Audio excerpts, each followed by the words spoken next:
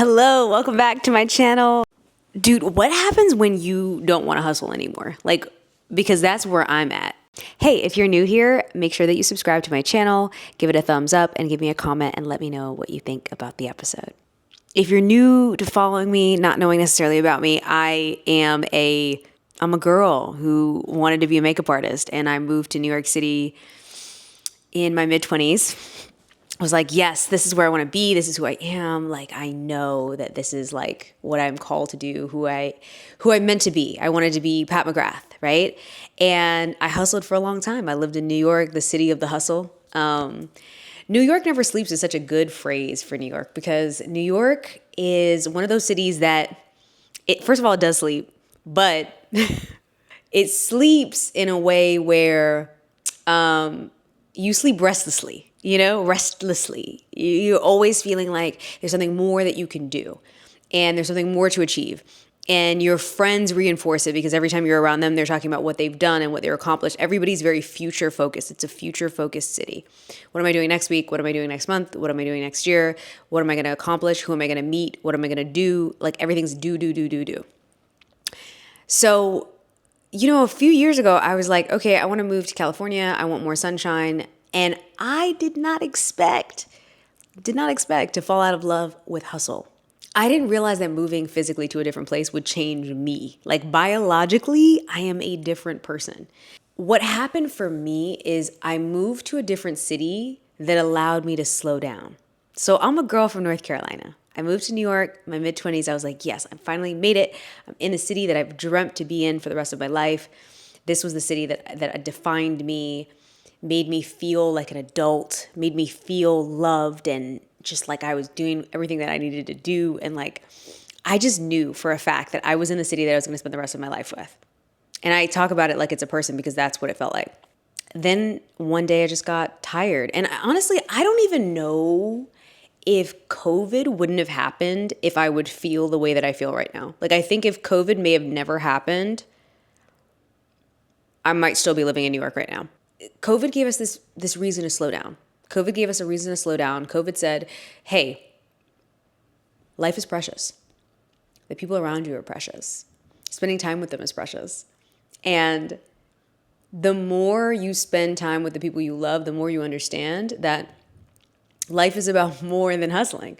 And I wore hustling like an identity. It was like if I was a Girl Scout, hustle would have been one of my badges, I was proud. I was like, I come from the school of hustle. Like, you could put me in the middle of anywhere, I'll be able to make $1, Like, I loved that about my personality. I felt like that was amazing and fantastic and something to be celebrated. And then I got to this place where I said, wait, actually, you know what? I don't care about this anymore. I don't want to do this anymore. And it's scary. It's scary when that happens, because when that happens, you get to this place where you realize, oh, what defined me is what's not going to define me in the next era, in the next decade of my life. And so I took this idea of doing, and I said, who am I without that? Who am I outside of a makeup artist? Who am I outside of, everything? My work defined me to a place where I felt like if I didn't have my work, what would my legacy be? I was more worried about what and how I was perceived, not only in the moment, but also after I was gone. Can you imagine that? I'm not even here to actually witness it. And I am concerned about how other people might perceive me.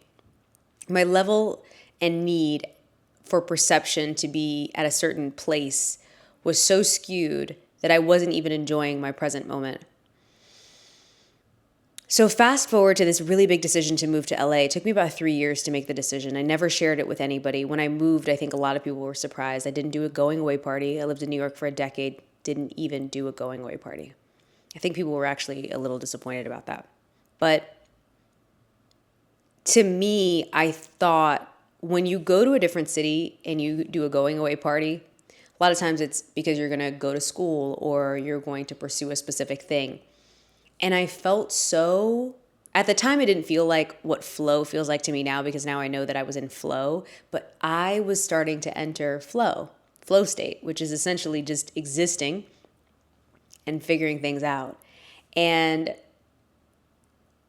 I was doing well in New York, and I came to a different city, and I didn't think that there would be a catch-up time. I thought that it would just be like, boom, I land here and like zoom, zoom, zoom, like everything's going to be happening and everything's going to be going on. And it wasn't like that. This city's pace is different, but it happened to be the exact pace that I needed. And I'll tell you why. I started to slow down enough to listen to my own voice. The only other time that I had the amount of time I have now was actually during the height of COVID, where we weren't working. So I was home and I started to learn how to meditate. And I began to meditate again when I came to LA. I began to meditate again, and I began to meditate regularly. And now I'm practicing. I have a teacher that I'm working with. But the biggest thing about meditation is you realize that the practice is actually not just with the teacher, it's with yourself. It's with you meditating with yourself. So as I move into this new place of who I am, we associate doing with the masculine and we associate being with the feminine. And that doesn't mean that one is greater than the other. They are both within all of us. We all have masculine energy and feminine energy. But what was happening for me is because I was so strongly in the doing energy, I was in the first generation immigrant daughter mentality of, when I do this, I become worthy of love. When I do this, I become worthy of acceptance. When I do this, I become worthy of existing. And so I had all of these feelings around doing, but I didn't feel like I was enough when I was just being. When you are quiet with yourself in stillness, you start to realize that that voice of doing starts to come up, and it starts saying like, okay, so like, what are you planning on doing? What's next? What's happening? What's going on? What's happening? And that energy just became kind of scary. That energy of, okay, I'm being and it feels good to be, but what if being isn't enough? What if doing also needs to exist? And I've come to the conclusion that life is a balance of both, right? And everyone's balance is different. Some people's is 30-70, some people's is 70-20, some people's is, or 80-20, some people's is 90-10. You know, everyone's balance is different, but there is an equilibrium, a balance that feels right for you. I was talking to my voice coach the other day, and we were talking about how, as a female leader, I probably have more masculine energy than a lot of women, right? Like, as a woman who likes to lead, who designed my own company, who's an entrepreneur, like who has all of these visions and goals and needs, not just for me, but for the world. That is a leadership quality that is in more of the doing, right? Is in more of the masculine. And so I've been spending time exploring these energies. LA feels more like a being city. There's a lot here. There's a lot of movement here. Don't get me wrong. There's a lot of people going places and doing things, right? But there's a lot more energy around this idea of self-help. There's a lot more idea of this energy around like just being calm, being chill, vibing out, and just being. And I know that I was personally out of equilibrium with my own body.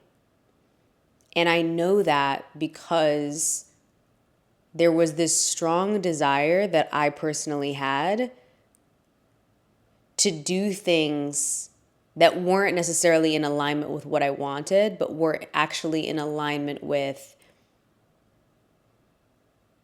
making money. And I hesitated to say that for a second because I didn't want to be judged by you when I said it. I didn't want you to go, wait, what?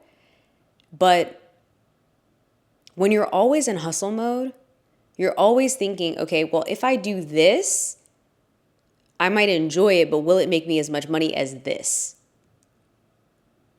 And when you debate those two things, you have to understand what I now understand, which is Passion is just as important as the doing. And so if the innate desire to create whatever you're going to create doesn't come from the inside, doesn't come from the soul desire to create, you're disregarding your purpose. And you are allowing your body to lead you instead of like your soul to lead you where you want to go. My journey surrounding feminine energy started with my womb. It started with my period. I was in Costa Rica at the end of 2024, beginning of 2025, this past year. And it started before that too, actually, to be honest. But I think when I really started to take it seriously to figure out like what was going on hormonally with me, I thought I was handling myself psychologically and scientifically, but in fact, I was actually helping myself spiritually. It's a way that you can harness your power. It's a way that you can sit in your power and to understand exactly who you are and the balance of who you are. So understanding my period was a big part of understanding who I am as a woman. It was a big part of understanding my feminine energy. And so I had one of the most painful periods, and I have had the most painful periods my entire life. And I was trying to figure out exactly what it was. So I learned from a few people. One of them was Alyssa VT. She has a book called Flow Living. I downloaded her whole program. I did her vitamins for a few months. I was just like, I have to figure out what is going on with my womb. One of the things that Alyssa talks about is blood sugar. Blood sugar determines everything. And my family has diabetes. We have diabetes in my family. And so that means that we have some insulin resistance in my family. So even though I'm not diabetic, the way I process sugar in my body is different than the way that a lot of other people process sugar in their body. I process it very quickly. And so I get blood sugar spikes very, very fast. And when I get them, they really impact me. And I can go from being energized to being super tired, just like that, super fast. And what I have found is that I am so much more regulated because I regulate my blood sugar. And it's so interesting because we talk about feminine energy from a spiritual perspective, but we don't really necessarily, a lot of people don't really talk about the science. And I feel like there's science and then there's spirituality, and they are both important. And the science is like looking at your blood work, looking at who you are, looking at the makeup of who you are and what exactly would best serve you. And so understanding that life is about balance, right? I'm talking about feminine and masculine, and I'm also talking about balancing your body. So when I say balance blood sugar, if this is the first time you've ever heard that, blood sugar is balanced by having a fat, a protein, and a carbohydrate in every meal. So what that means is I think about that every time I eat. So for example, just now I had flank steak. I cooked it myself, cooked it in ghee, and I had zucchini spirals on the side. So what I did was I cooked the steak. The steak is the protein, right? Cooked it in ghee, fat. Cooked the zucchini also in ghee, fat. The zucchini itself is actually a carbohydrate, a clean carbohydrate. So those three together make a protein, a fat, and a carb. But when I do that, I feel incredibly energized. I don't feel like I need to take a nap. I don't feel tired. I don't feel anything. In fact, actually, I read one time that Anna Wintour actually eat a steak every day at work. And maybe she's a blood type B too. Or maybe she's an O, I don't know. But when you eat the way that your body wants you to eat, it changes your energy. And so because my body stopped doing all of this, up, down, up, down, up, down, and my body started doing this, I started being in equilibrium more. This energy is doing. This energy is being, right? Because you do and then you crash. You do, then you crash. Then you do, then you crash. If you're being, then you're just stable. You're flat. You're even. You're connected to yourself. I had on my page at one point, learn, share, grow. Learn, share, grow. Because that's exactly what I feel like I do. I learn something, I share it, and then we grow. We grow together. We grow as a collective. And I learn so many different really cool things all the time. And I find that I don't share them regularly enough. So if you love this video and you love this explanation of feminine and masculine, how it's affecting my blood sugar and how the way we eat can determine how we feel, follow me, because I'm going to be sharing more videos like this, just off the cuff, things I'm thinking about. I love you, sending you all of the joy and love and all of it. And huge hugs. Okay, bye.